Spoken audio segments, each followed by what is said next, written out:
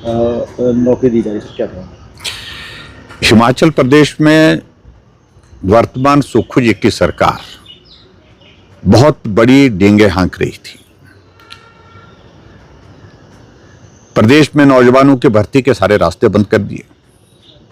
पिछले 2.5 साल के कार्यकाल में हिमाचल प्रदेश में कोई भी भर्ती की प्रक्रिया नए सिरे से, जिसको कह सकते हैं कि पोस्टें क्रिएट करने के बाद शुरू की है भर्ती और पूरी की हो, ऐसा अभी तक कोई देखने को नहीं मिला है। एकमात्र भर्ती पुलिस की शुरू हुई थी और उस पुलिस की भर्ती में आज हमको जो जानकारी मिली है वो बहुत हैरान करने वाली है कि लड़कों को पास करने के लिए कुछ लोग पैसे लेकर के धंधा चलाए हुए हैं।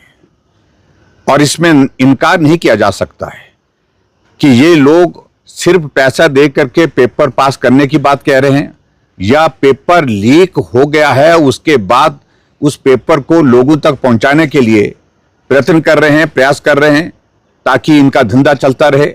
और सरकार के पारदर्शिता की सारी पोल खुल गई है।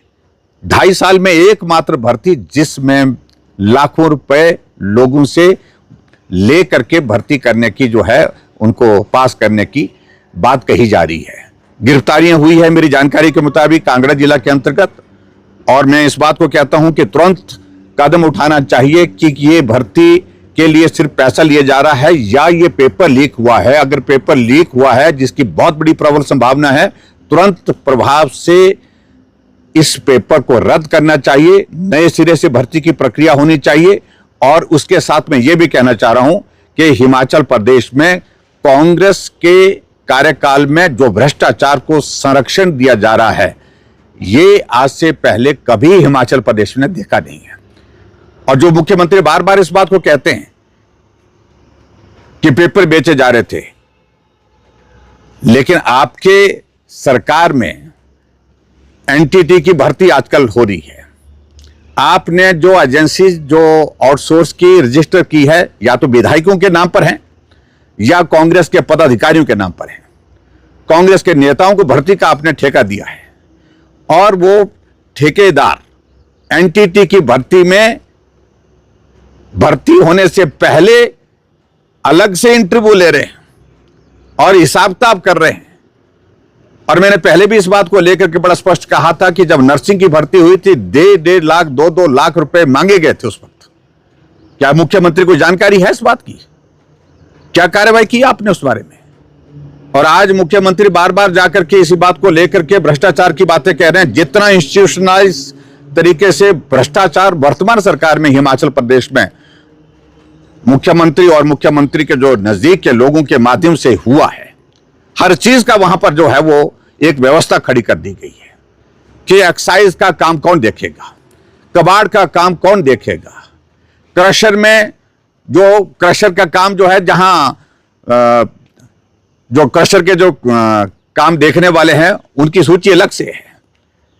हेल्थ में जो सप्लाई दी जाती है उनका काम देखने वाले अलग से तय किए।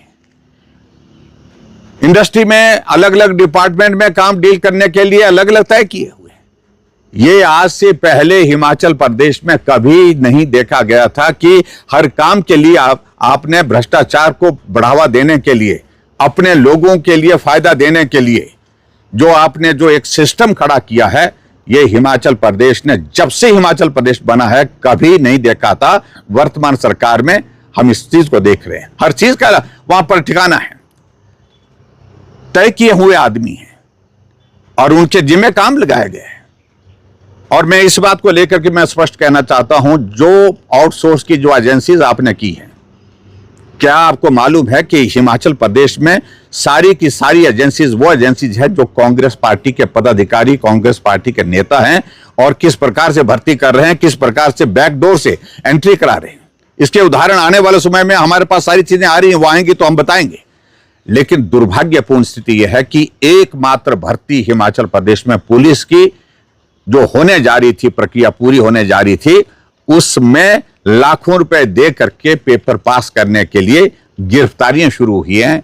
और ऐसे में मुख्यमंत्री को जवाब देना होगा। और मेरा इस बात को लेकर के बड़ा साफ कहना है कि निश्चित रूप से ऐसी सूरत में यह पेपर लीक हुआ है या ये पेपर को पास करने के लिए डुप्लीकेट तरीके से, गलत तरीके से आदमी को अंदर भेजा गया है।